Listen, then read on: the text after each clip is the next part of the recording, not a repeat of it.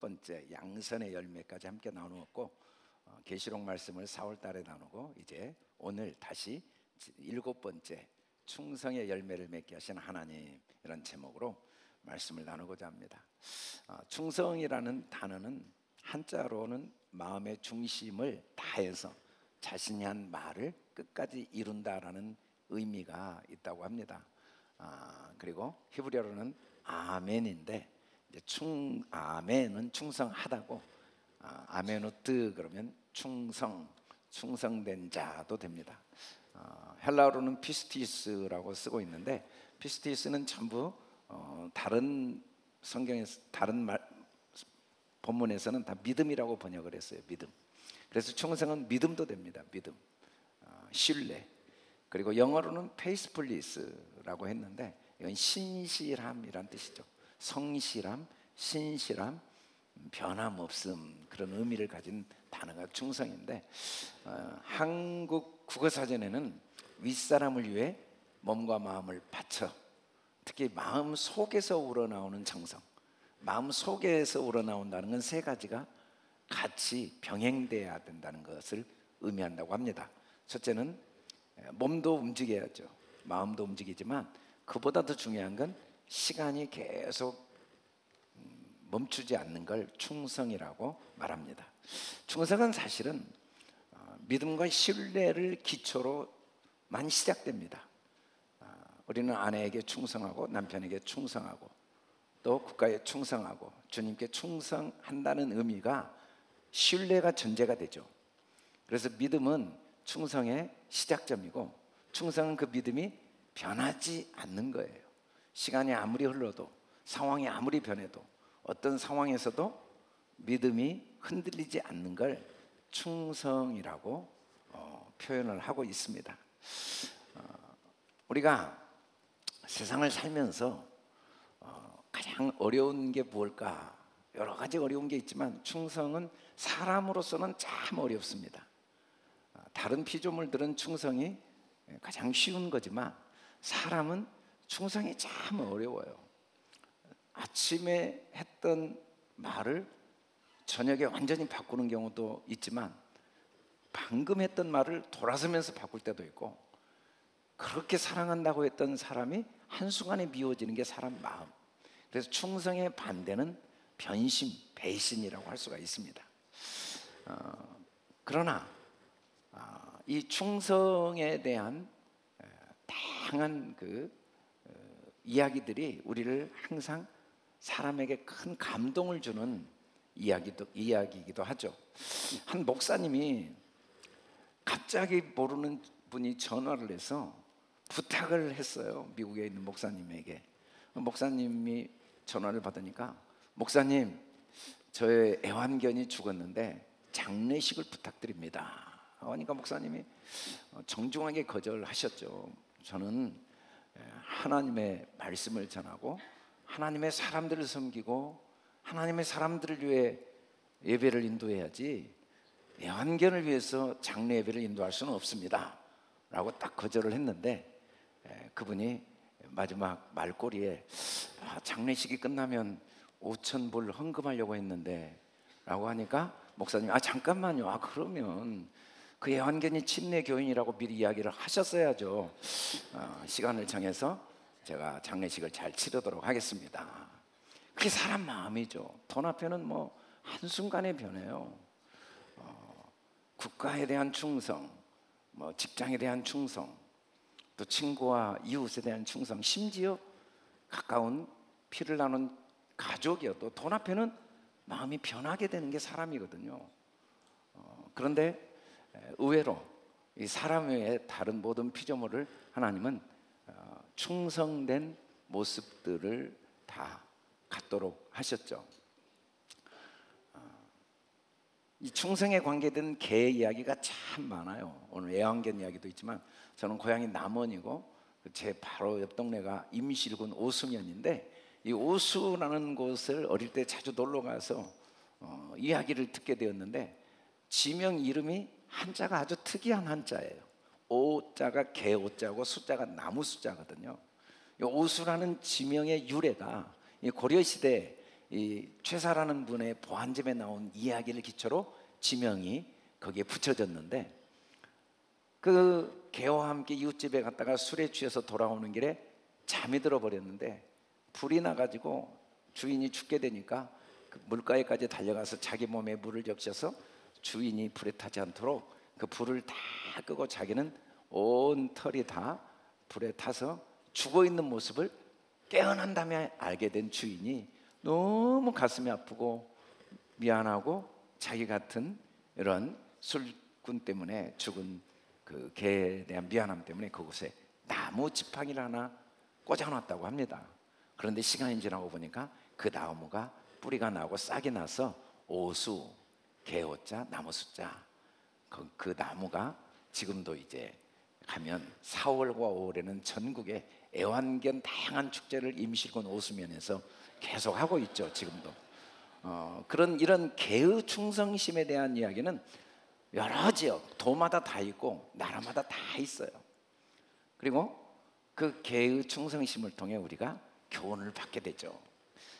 그래서 종종 개보다 못하다 뭐 그런 이야기를 사람들이 할 때도 있지만, 생각해 보면 살아남은 주인이 행복할까? 자기 사털이 다 타도록 주인을 살리기 위해 충성을 다한 개가 행복할까? 뭐 어차피 개는 뭐 개니까요. 불에 타 죽건 언젠가는 죽어서 뭐 보신탕이 될 수도 있고 아니면 그냥 죽을 수도 있는데, 그 순간에 개가 제일 행복할 수 있다라는 생각을 할 수가 있습니다. 왜냐하면 성경이 그렇게 우리에게 이야기하거든요. 같이 한번 읽어봅시다. 시작. 충성된 자는 복이 많아도 속히 부하고자 하는 자는 형벌을 면하지 못하리라. 이 충성이라는 건 행동은 아닙니다. 어떻게 행동했느냐가 중요한 게 아니라 마음인데, 충성된 자, 이 충성이라는 성품을 가진 자는 복이 많다 라고 성경은 말씀을 하고 있어요. 예수님께서도 충성이라는 성품을 가진 사람에 대한 비유를 이야기하면서 잘하였다 착한 종이여, 내가 지극히 작은 것에 충성하였으니 10고울 권세를 차지하리라.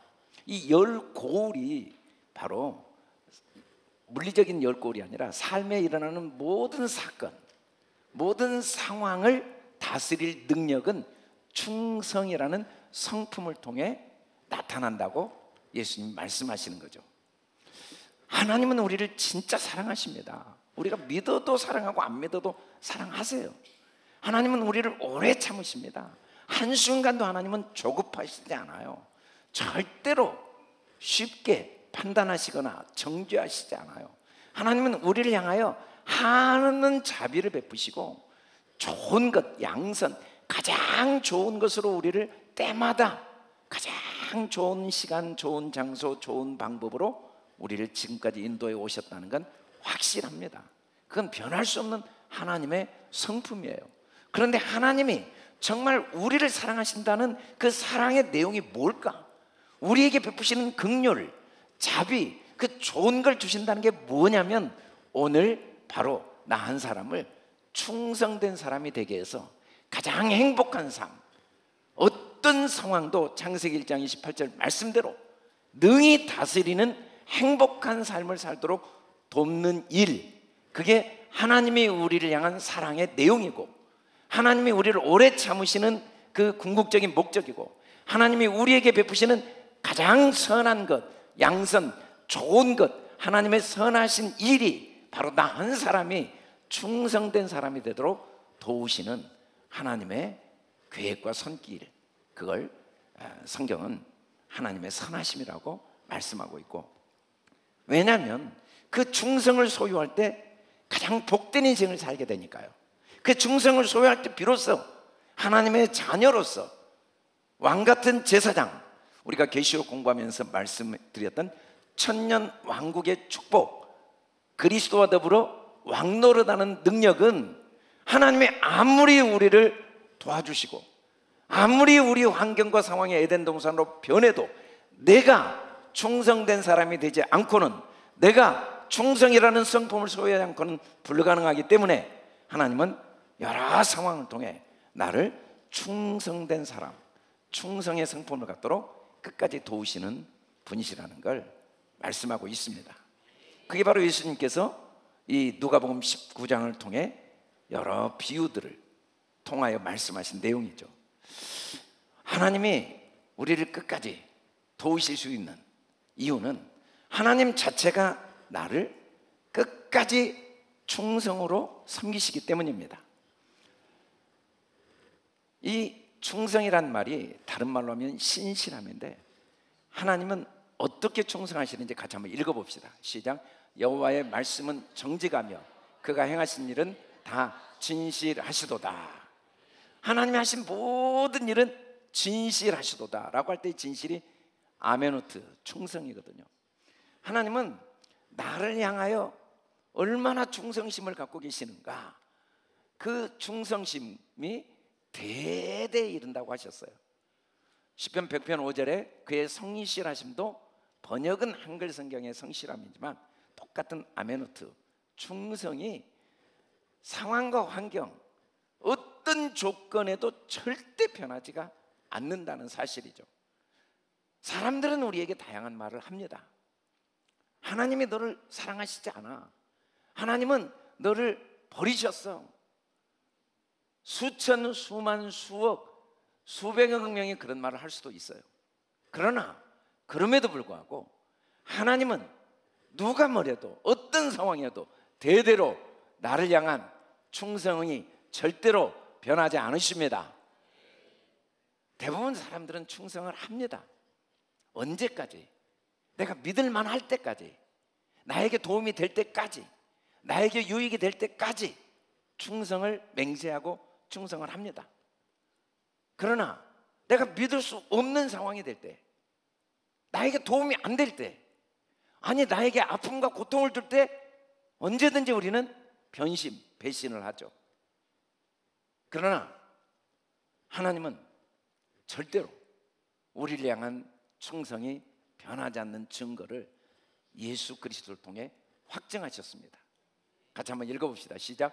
라오디게아 교회의 사자에게 편지하노라. 아멘이시오, 충성되고 참된 증인이시오, 하나님의 창조의 근본이신 이가 이르시되.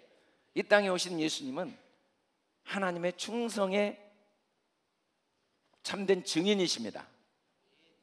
아멘도 충성이고 아멘어트도 충성된 사람.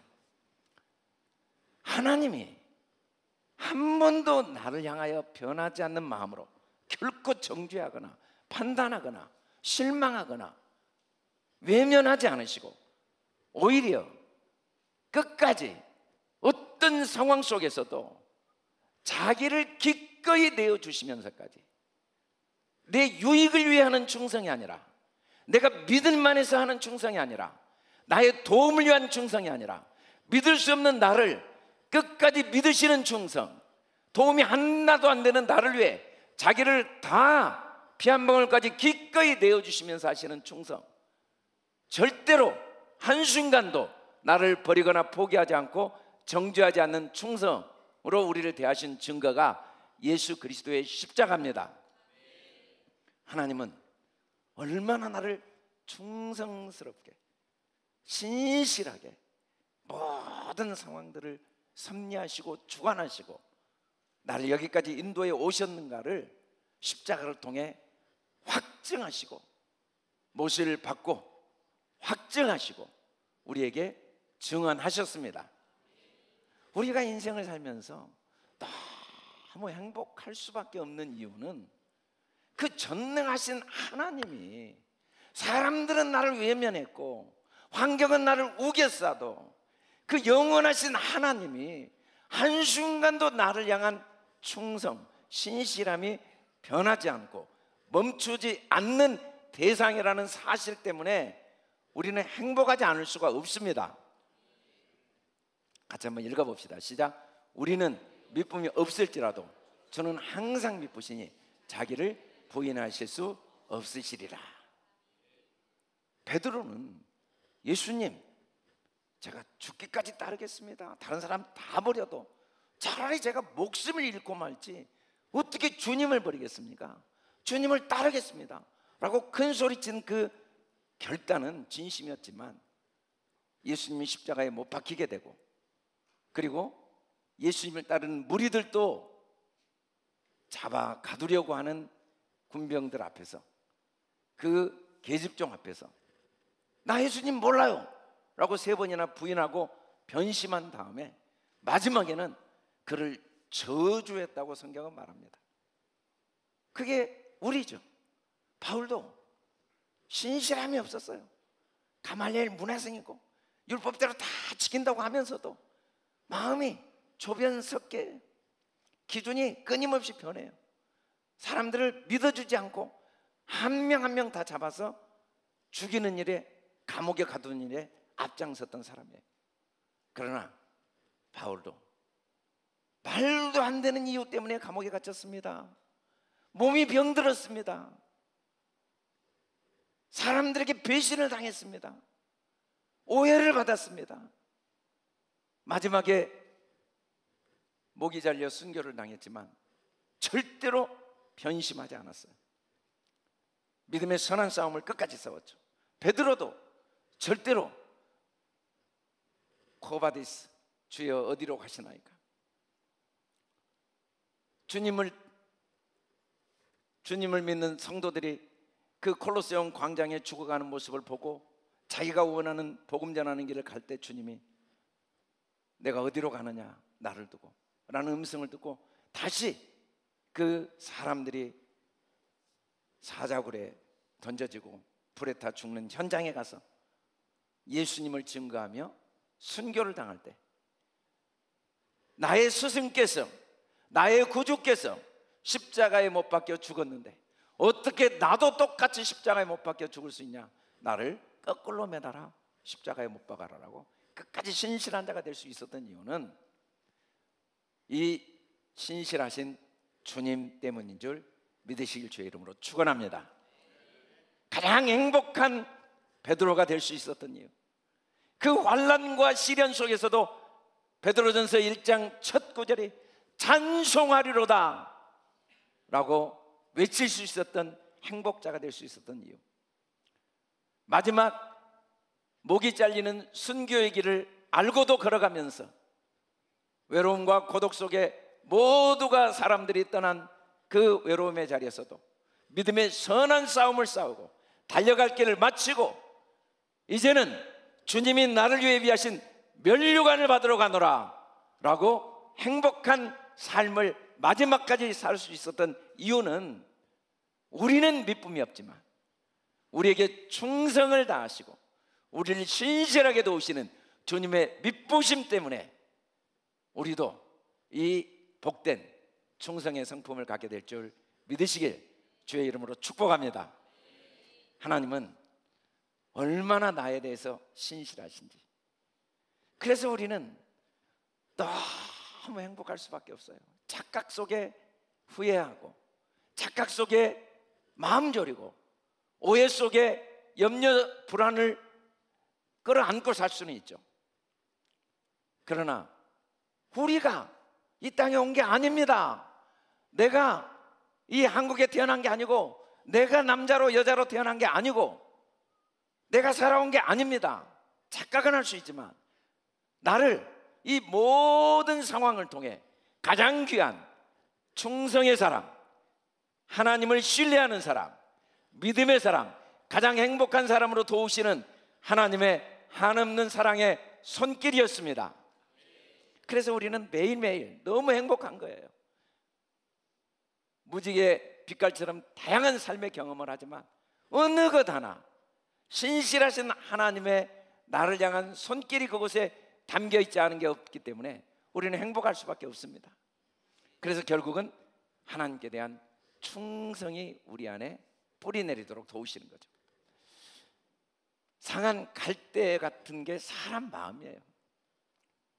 얼마나 쉽게 마음이 수시로 변하는가. 꺼져가는 심지처럼 한순간에 그 열정이 식어버리고 말할 수 없는 절망과 낙심, 그렇게 큰 소리쳤던 그 입으로 한순간에 하나님을 원망하고 자신을 자아가고 환경을 타다는 게 사람이지만, 주님은 결국은 반드시 심판에 이길 때까지 도우십니다. 그 심판이 뭡니까? 내 안에 있는 불신, 두려움, 염려, 자책, 후회, 원망, 불평을 완전히 무너뜨리고, 이 모든 것은 하나도 빠짐없이 하나님이 나를 위해 예비하신 하나님의 사랑의 손길, 하나님의 선물이야 라는 흔들리지 않는 믿음을 갖도록 도우시는 하나님의 계획 속에 모든 일이 일어나고 있습니다.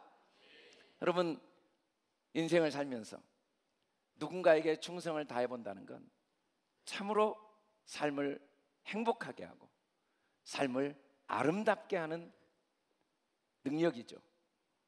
결혼 서약을 한 아내에게, 남편에게 충성을 다해보는 것, 내가 들어간 직장에 마지막까지 충성을 다해보는 것, 내가 동의할 수 없는 일들이 너무 많지만 내가 속한 국가에 그 동의할 수 없는 일들은 주님께 맡기고 내 역할에 충성을 다해보는 바연 콜가처럼, 그렇게 인생을 살 수 있다면 그보다 행복한 일은 없습니다. 믿을 수 있으니까 믿는 믿음은 충성이 아니에요. 믿을 수 없지만 주님이 그 모든 걸 주관하시니까, 세상이 다 변하고 환경이 내가 원하는 대로 다 된다 할지라도 내 안에 충성이라는 신실함, 하나님께 대한 절대적인 신뢰하는 믿음이 없다면 에덴 동산에서도 불행하지만, 내 안에 하나님께 대한 믿음이 있다면 요셉처럼 말도 안 되는 억울한 누명을 쓰고 감옥에 갇혀도 행복할 수밖에 없는 거죠.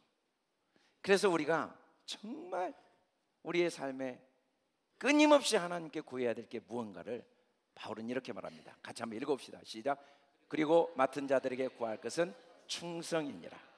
이 말씀을 오해해서 충성을 행동으로 오해하는데, 충성은 행위가 아닙니다. 어떻게 하느냐, 말을 어떻게 하느냐, 행동을 어떻게 하느냐가 중요한 게 아니라 내 존재가 어떤 존재냐, 하나님을 신뢰하고 하느냐, 하나님을 절대적으로 믿고 하느냐, 이게 하나님이 주관하시고 하나님이 섭리하시고 하나님이 내 삶의 최고의 선물로 모든 걸 주신 걸 믿고 하느냐라는 마음 자세를 충성이라고 그래요. 그래서 충성, 그러니까 뭐 어떤 일을 열심히 하고, 그런 열심은 참 오히려 하나님을 대적합니다. 그런 열심은 나중에 하나님을 원망하게 하고 또 자신을 결과가 나오지 않았다고 자책하거나 자신을 스스로 비하하거나 아니면 남들을 판단하고 정죄하는 충성이죠. 그러나 성경이 말한 충성은 어떤 경우에도 하나님을 신뢰하는 것. 우리는 돈이 필요합니다. 능력이 필요하고 지혜가 필요해요. 그러나 진짜 능력이 뭡니까? 진짜 지혜가 뭡니까? 진짜 경험이 뭡니까? 경험도 필요해요. 우리는 돈을 구합니다. 명예를 구해요. 권력을 구하고 지식을 구합니다. 좋은 남편을 만나기를 원하고 좋은 아내를 만나기를 원하고 좋은 직장, 좋은 교회를 만나기를 원합니다. 그러나 내 안에 충성의 능력이 없다면 그게 무슨 의미가 있겠습니까? 세상은 끝없이 변하는데, 그러나 내 안에 요셉과 같은 충성의 능력이 있다면, 다윗과 같은 충성의 능력이 있다면, 베드로와 같은 충성의 능력이 내 안에 있다면 어느 것 하나 감사하지 않을 게 있고 어느 것 하나 소중하지 않은 게 있겠습니까? 그래서 정말 중요한 건 내가 충성의 사람이 되도록 기도해야 됩니다. 눈을 뜨면 기도해야 돼요. 하나님, 상황과 환경이 어떠하건 주님을 인정하고 주님을 신뢰하고 주님의 주권 속에 완전하시고 선하시고 기쁘신 뜻이 있고 반드시 나에게 가장 좋은 것으로 주시고 나의 연약함과 허물마저도 반드시 합력하여 선으로 바꾸시는 줄 믿습니다 라는 충성이 내 안에 뿌리 내리도록 기도해야 됩니다.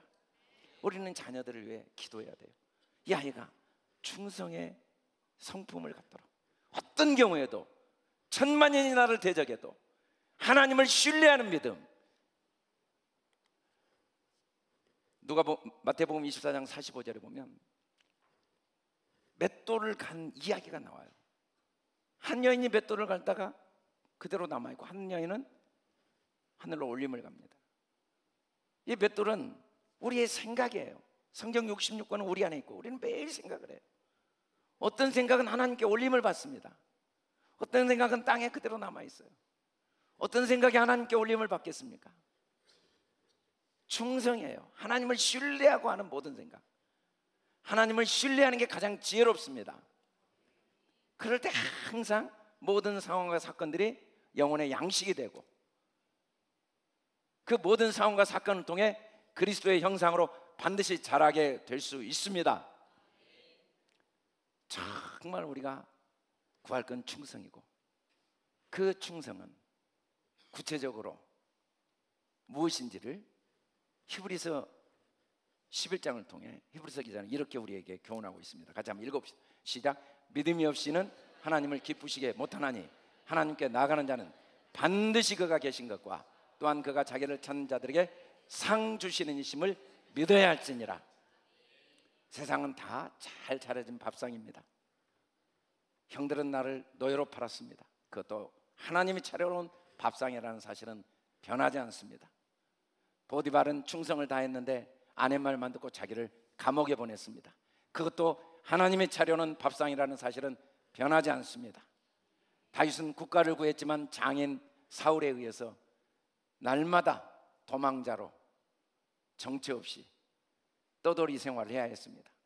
그러나 그것마저도 하나님이 차려주신 상이라는 사실, 하나님의 우리를 향한 축복의 상이라는 사실은 변할 수 없는 진리입니다. 인생을 살다가 풍랑을 만날 때도 있지만, 오늘 우리가 임내송 부를 때 하나님은 우리에게 순풍도 주시지만 그 역풍이 지나고 보니까 더 빠른 길로 가게 하는 하나님의 상이라는 사실은 변할 수 없는 진리입니다. 우리는 기도해야 돼요.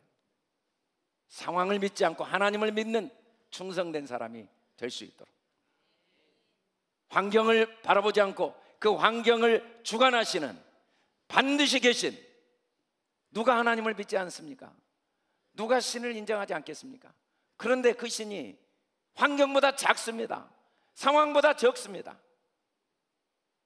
그러나 충성된 자는 어떤 환경 속에서도 하나님을 신뢰합니다. 어떤 환경 속에서도 그게 내게 주신 하나님의 상임을 확신합니다. 하나님은 우리를 충성되게 섬기시면서 하나님의 그 충성의 행복을 우리도 꼭 누리고 하나님의 아들로서 충성이 우리에게 뿌리내리도록 다양한 환경과 상황을 주신 겁니다. 여러분, 모든 게 믿을만 할 때 믿는 게 무슨 충성이겠습니까? 모든 게 나에게 유익이 될 때 신뢰하고 존중하는 게 무슨 충성이겠습니까? 나에게 손해가 옵니다. 나에게 아픔이 옵니다. 나에게 오해와 상처를 줄 때도 있지만 그것마저도 하나님이 그 안에 섭리하고 계십니다. 하나님이 주관하고 계십니다. 하나님이 모든 걸 완전하신 계획 속에 주관하고 계시다는 사실은 변하지 않는 진리입니다. 물론 바벨론 포로로 끌려간 건 있을 수 없는 일이죠. 하나님의 백성이 그곳에 손발이 묶여서 끌려가는 건 가슴 아픈 일이지만, 그럼에도 불구하고 그 속에도 하나님이 계십니다. 사자굴에 던진다는 건 있을 수 없는 일이지만 그 속에도 하나님은 계십니다. 누가복음 16장 내용에 보면 말도 안 되는, 앞뒤가 안 되는 내용이 나와요. 주인이 맡긴 청지기가 너무 나쁜 일을 하니까 너 그만해 라고 했더니 큰일 났다. 그리고는 청지기가 겨우 한다는 일이 모든 사람을 다 불렀다고 그랬어요. 각 사람 다 불렀어요. 다 불러가지고 너 얼마 빚졌느냐. 한 사람은 기름 100말, 너 얼마 빚졌느냐. 한 사람은 밀 100말. 아니 다 불렀는데 두 부류밖에 없네요. 이 기름과 밀 100말 빚졌다는 게 뭔가는 다음에 제가 말씀을 드리려고 그래요. 근데 50으로 쓰라는 거예요. 100말인데 100인데 80으로 쓰라는 거예요. 그랬더니 너 너무 지혜롭다. 너 참 지혜로운 사람이다 라고 하는 거예요. 그럼 그전에는 뭐 했는가? 100을 빌려줬어요. 그랬더니 매달 너 100 빌렸지? 빨리 여기 120이라고 써. 올해 20 더 돼야 돼. 너 100 빌렸지? 너 150이라고 써. 너 올해 50 더 해야 돼. 그런 일만 열심히 했는데 정직이 직분을 빼앗아 버린 거예요. 그런데 반대로 큰일 났다고 사람들을 다 불러다가 너 얼마? 100이야. 50으로 써. 너 얼마? 100이야. 80으로 써. 그랬더니 너 참 지혜롭고 또 참 충성스럽구나. 앞뒤가 하나도 안 맞는 말이고 이해가 안 가죠. 그래서 제가 이 내용을 5월 1일 날 목요일 날 새벽에 좀 자세히 설교를 좀 해드리려고 그래요. 오늘 하면은 또 날을 새야 되니까. 근데 하여간에 중요한 건 결론을 한번 읽어봅시다. 시작. 지극히 작은 것에 충성된 자는 큰 것에도 충성되고 지극히 작은 것에 불의한 자는 큰 것에도 불의하니라. 여러분, 아내에게 충성하면 너무 본인이 행복해요. 아내가 어떻게 하느냐가 중요한 게 아니라 그냥 아내를 믿기로 작정하면 그냥 행복해요. 내가 아내 행동에 의해서 믿으려고 하면은 나만 불행해요. 아내 행동은 수시로 변하니까. 남편을 믿으려고 작정하면 그냥 행복해요. 난 모르겠다, 이해는 안 가지만 하나님이 내게 주신 최고의 아내. 내가 정말 아픔을 당하고 고통을 당하지만 이 사건 속에도 분명히 나를 향한 하나님의 사랑이 있어 라고 믿어버리면 내가 행복하죠. 행복해요. 국가에 충성을 다하면 본인이 행복합니다. 국가를 계속 손가락질해 보세요. 그렇다고 국가가 변합니까? 하나님을 믿어버리고 작정하면 나만 행복해요. 하나님 어떻게 그럴 수 있어요? 어떻게 하나님 살아계시는데 내가 뭘 잘못해서 사자굴에 들어가요?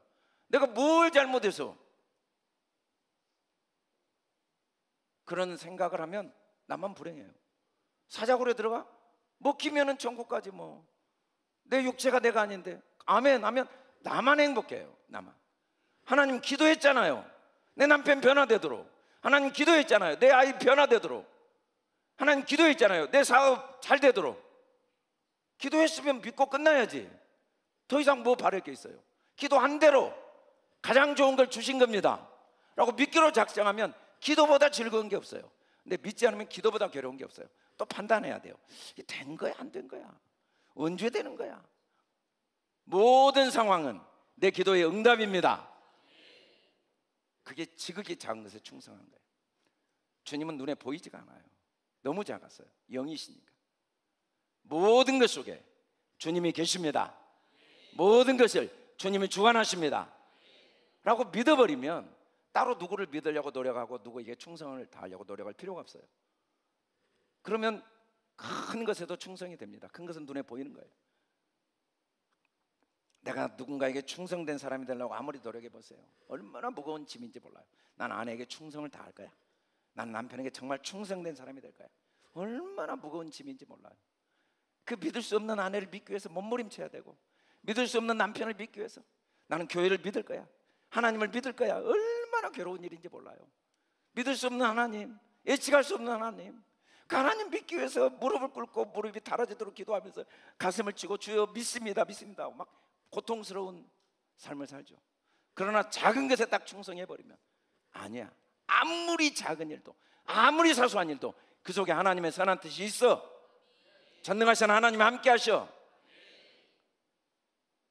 어느 곳, 어떤 순간, 어디에도 하나님이 그 모든 걸 주관하고 계셔. 보이는 건 중요한 게 아니야. 보이지 않는 하나님이 그 모든 걸 주관하셔 라고 믿어버리면 어떤 경우에도 충성을 다하는 요셉의 행복을 누릴 수가 있습니다. 후회하지 않습니다. 판단하지 않습니다. 정죄하지 않습니다. 비교하지 않습니다. 하나님은 한 번도 우리에게 최고가 되라고 하신 적이 없습니다. 다 최고인데 누구를 최고가 되라고 해요? 그냥 매 순간 믿고 최선을 다해라. 잘못한 것도 최선이고 잘한 것도 최선이에요. 그 모든 게 다 최고입니다. 하나님의 눈에는 최고 아닌 게 하나도 없습니다. 우리가 보기에 너무 가슴 아픈 일이지만 그러나 그 순간 그가 한 최고의 일이에요.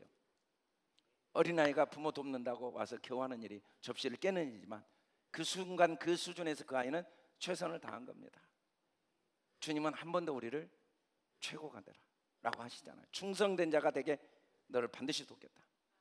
어떤 경우에도 하나님을 신뢰함으로, 모든 사람을 신뢰하고 모든 상황을 신뢰함으로 한 번밖에 없는 인생 하루를 살아도 내 자녀답게 열 골 다스릴 권세를 가져라.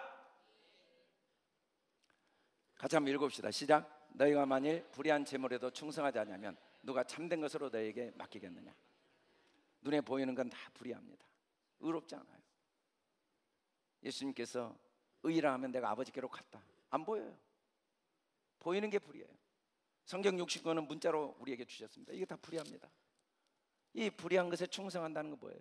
이 속에 하나님의 선한 뜻이 있는 걸 믿는 거예요. 여러분, 우리가 살면서 인간관계, 다양한 인간관계, 물질의 어려움은 얼마나 큰 선물인지 몰라요. 내 속에 어느 정도 주님을 신뢰하고 있는가 적나라하게 드러나게 해주는 게 물질이에요. 그 물질이 우리의 그 내면에 환경이 문제가 아니고 내 안에 하나님께 대한 충성이 없는 게 문제라는 사실을 깨닫게 해주시고 내 속에 어느 정도의 충성이 있는가를 적나라하게 드러나게 해주는 게 물질이거든요. 물질 앞에 우리는 다 배신해요. 다 변심합니다. 하나님을 섬겨도 기쁨이 없고 하나님을 안 섬겨도 기쁨이 없고 사람을 만나도 기쁨이 없고 안 만나도 기쁨이 없고 반대로 물질 앞에 하나님을 안 섬겨도 기쁘고 섬겨도 기쁘고 안 만나도 기쁘고 만나도 기쁘고 내가 돈만 여유가 있으면 충성심이 우리가 물질을 통해 다 드러나거든요. 얼마나 감사한지 몰라요. 다양한 물질의 상황들이 가장 소중한 충성의 열매를 맺게 도우시는 최고의 환경이기 때문에 우리는 무조건 감사해야 됩니다. 계속 읽어봅시다. 시작. 너희가 만일 남의 것에 충성하지 않으면 누가 너희 것을 너희에게 주겠느냐. 여러분, 우리가 보는 모든 건 내 것이 아닙니다. 진짜 나는 그리스도가 나예요. 사람들이 나를 이광주 목사님 훌륭합니다, 다 나 아니에요. 나는 그냥 그리스도, 하나님의 아들이 진짜 납니다. 그 모든 것들이 다 하나님이 진짜 나를 알게 허락하신 하나님의 선물들이에요. 그걸 귀하게 여기고 그걸 통해 내가 어느 정도 하나님의 아들로 나를 신뢰하고 있고 하나님을 얼마나 내 아버지로 신뢰하고 있는가를 배우는 소중한 도구로 사용하면 남의 것에 충성하는 것입니다. 그걸 도구로 사용하지 못하면 그 도구를 올바로 사용하지 못하는 게 문제죠. 그건 남의 것에 충성하지 않는 거예요. 그럴 때 어떻게 나의 참된 삶을 살아낼 수 있겠느냐는 의미예요. 같이 한번 읽어봅시다. 시작. 집 하인이 두 주인을 섬길 수 없나니 혹 이를 미워하고 저를 사랑하거나 혹 이를 중히 여기고 저를 경히 여길 것입니다. 너희는 하나님과 재물을 겸하여 섬길 수 없느니라. 재물은 눈에 보이는 것이 내 삶의 주인 역할하는 게 재물입니다. 하나님은 보이지 않지만 하나님만이 이 모든 만물을 주관하고 계십니다. 내 삶을 주관하십니다. 이 하나님을 신뢰함이 최고의 능력이고 이 하나님을 신뢰함이 최고의 행복이고 이 하나님을 신뢰함이 최고의 자유입니다. 제가 한 30여 년 전에 처음으로 따로 청년들을 데리고 여름 수련회를 하려고 결정을 하고 나니까 94년도인데 당시에 한국교회가 완전히 부흥기여가지고 여름이 되면요 전국의 기도원이 한 곳도 빈 곳이 없어요. 좋은 데는 3년 전에 예약이 되고 연초에 다 예약이 된 거예요. 기도원을 아무리 수양관을 찾아도 찾을 데가 없어요.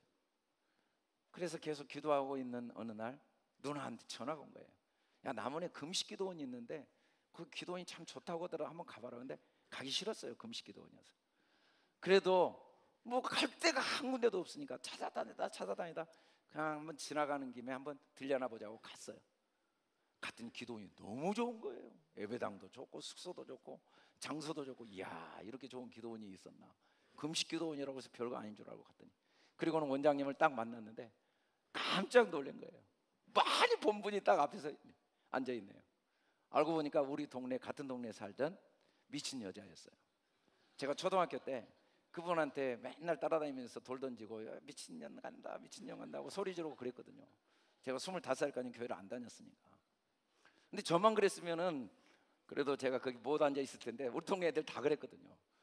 이분이 하루도 안 빼고 전도를 해요. 전도도 목이 쉬어가지고 알아듣질 못해요. 예수님. 진짜. 그리고 맨날 웃어요.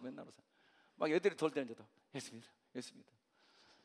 그분이 그 원장으로 딱 서 계시네. 근데 신기하게 그분도 나를 보더니 그러시더라고. 나를 알아보신 거예요. 그래서 제가 우리 동네 그 주광동에 살던 그 맞아, 그 꼬마가 목사가 돼서 왔다고 너무 좋아하시면서 한 번도 주일 재단을 남에게 준 적이 없는데 우리에게 주일까지 해서 그 예배당을 빌려줬어요. 근데 조건이 금식을 해야 된대. 3박 4일 동안. 그래서 어쩔 수 없이 금식 수양회를 했습니다. 정말 힘들었어요. 그때 이제 소풍 간지 알고 뭐 놀러 간지 알고 참석했던 분들이 우리 안용현 목사님, 김종계 목사님, 김현정 사모님, 뭐 이경수 사모님, 우리 또 김태수 집사님도 그때 처음으로 참석했어요. 진짜 뭐 교회 아무것도 모르고. 근데 그때 그분들이 지금까지 우리 교회 기둥들이에요. 한 게 없어요. 금식만 하고. 정말 신기해요. 근데 그분이 정말 주님을 향한 그 충성심이 일편단심이에요. 인생의 질고를 얼마나 많이 겪었는지 몰라요. 아들이 아주 유명한 그 코미디언 그 기획사, 한국의 최초 코미디언 기획사 대표거든요. 박승대라고. 그분이 모든 한국의 코미디언들을 키웠죠. 그분 주례를 이 당시에 행정부 장관인가가 주례를 하기로 약속이 돼 있는데 엄마가 절대, 아들은 예수 절대 안 믿어요. 엄마가 믿는 예수에 진령을 했거든요. 애들 굶어도 가서 금식기도 하고 뭐 애들에 관심이 없으니까. 근데 그 시골 성원고등학교 나온 아들이 한국의 최고의 그 스타가 됐어요. 나중에 이대에 나온 분하고 결혼해서 지금도 대학에서 강의를 하죠. 근데 그분이 그래도 교회를 절대 안 나갔거든요. 엄마를 너무 싫어했기 때문에. 근데 그분 결혼식 할 때 엄마가 항상 그 원장님이 그러시더라고요. 네 결혼식은 윤석전 목사님 해야 돼. 근데 윤석 목사님 바빠서도 못하고 자기 교인도 못하는데, 두 번째는 이미 이 장관이 그 주례가 결정돼서 이미 장소와 시간과 다 결정됐는데 계속 기도하시더라고. 나한테 와서도 그러더라고. 하나님이 다 하셔. 그분 안에 하나님께 대한 믿음이. 제가 지하에서 참 개척할 때 갑자기 찾아오셨어요.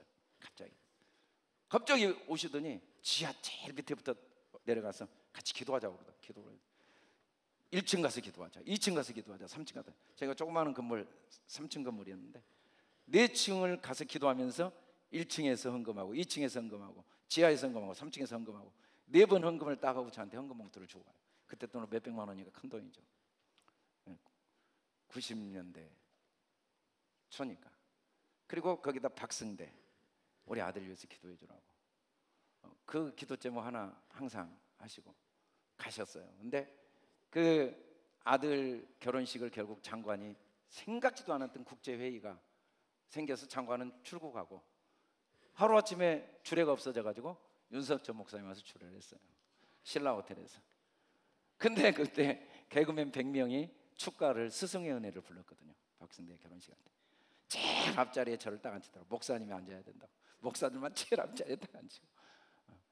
정말 주님을 그렇게 사랑한 분이 하루도 안 빼고 전도해요. 대한민국의 모든 행사는 무조건 뭐 올림픽이건 뭐 엑스포건 그 자리에 꼭 가요. 무조건 가서 예수 믿으세요. 그것만 하고 오세요. 일생을 전도를 하루도 안 빼고 있거든요. 하루 4번 꼭 예배를 드리시고 새벽 2시, 4시 우리 애들이 다 거기 가서 금식 기도를 하다가 이제 초등학교 들어가기 전이니까 애기 키우기가 너무 쉽더라고요. 말 안 들으면 기도 온 갈까 그러면 무조건 예, 그냥 막 두 말도 없고 시킨 대로 다 했어요. 진짜 금식기도 물도 안 먹이거든요. 그 4살 5살을 우리 애들이 다 거기 가서 금식기도를 얼마나 무섭게 금식기도를 시키든지. 근데 한 17년 전에 중풍으로 쓰러져서 모든 기능이 마비돼서 죽었다고 그랬는데 하나님이 딱 한 단어 주여만 하게 하시더라고요. 그리고 16년 동안 딸에게 매일 휠체어로 데리고 나가서 광활로 앞에서 전도하시다가 재작년에 한라라 가셨어요. 저는 저를 위해 평생 기도하셨던 그 영적인 어머니를 생각하면 너무 감사하고 항상 마음에 다짐을 하게 돼요. 진짜 인생은 저렇게 항상 웃으시거든요. 한 번도 불평하거나 원망한 적이 없어요. 그냥 하나님을 믿으니까, 어떤 상황에서도 하나님을 믿으니까. 이게 충성이 얼마나 우리를 행복하게 하는가. 우리 주님께 충성합시다. 사람 두려워할 필요가 없어요. 주님을 두려워하고. 우리는 주님을 섬기는 거예요. 교회를 섬기는 게 아닙니다. 주님을 섬기는 거예요. 아내를 섬기는 게 아닙니다. 주님을 섬기는 겁니다. 불신자를 섬기는 게 아니에요. 그리스도를 섬기는 것입니다. 너희는 주 그리스도를 섬기느니라. 우리는 세상을 섬기는 게 아니에요. 그리스도를 섬기는 것입니다. 우리는 한 영혼을 섬기는 게 아니라 그리스도를 섬기는 것입니다. 얼마나 큰 은혜입니까? 이게 무슨 특권입니까? 일생 돈을 섬기다 죽어야 되는데, 일생 하나님을 믿지 못하고 돈 하면서 사람 원망하고 판단하고 비교하고 염려하고 걱정하고 낙심하면서 죽어야 되는데, 어떻게 주님을 섬기는 은혜를 주셨습니까? 충성된 주님의 은혜입니다. 십자가의 사랑입니다. 얼마나 감사해요. 고난이 내가 내 안에 어느 정도 충성의 열매가 맺혔는가를 보여주는 거울이어서 너무 감사하고, 그 거울을 통해 나를 충성되게 한 번도 외면하지 않으신 주님의 은혜. 우리가 잘 아는 폴리갑이 AD 168년에 그 에베소 교회에 네가 주를 섬길래 로마 황제를 섬길래? 저는 로마 황제를 섬깁니다. 한마디만 하면 살려주겠다. 그러지 않으면 이 거대한 기름 불구덩이에 집어넣겠다. 가마솥에 집어넣겠다고 할 때 그가 한 마지막 날, 내가 86년을 살았는데 한 번도 주님이 나에 대한 신실함을 버리지 않았는데 어떻게 내가 주님을 부인할 수 있겠습니까? 십자가에서 마지막 피까지 나를 쏟아내면서 나를 향하여 충성을 다하신 분이신데, 나를 한 번도 외면하지 않으시고 꺾지 않으신 분인데, 믿지 않고 인정하지 않고 살아갈 수는 있지만 그렇다고 주님이 나를 신실하게 대하지 않은 적은 없습니다. 가장 좋은 것으로 나를 인도하지 않은 적은 없습니다. 앞으로도 주님은 가장 좋은 길로 우리를 인도하십니다. 내가 만난 모든 사건, 내가 만난 모든 사람, 내가 그 모든 고난 속에도 하나님의 상은 반드시 담겨 있습니다. 우리 원망하지 맙시다. 낙심하지 맙시다. 하나님을 신뢰하고 기쁜 마음으로 오늘을 시작합시다. 매일 기쁜 마음으로 하루를 시작합시다. 매일 기쁜 마음으로 하루를 마무리합시다. 그래서 언젠가는 주님을 신뢰함으로 믿지 못할 게 하나도 없고 후회할 게 하나도 없고 염려할 게 하나도 없는 충성의 성품이 아멘이시오 충성이시고 신실한 증이신 은혜가 우리 안에 뿌리를 내리고 우리 자녀들, 우리 후손들에게 흘러가는 축복의 통로가 되기를 주님의 이름으로 축복합니다. 아멘. 우리 다 같이 일어나 선포하겠습니다. 할렐루야.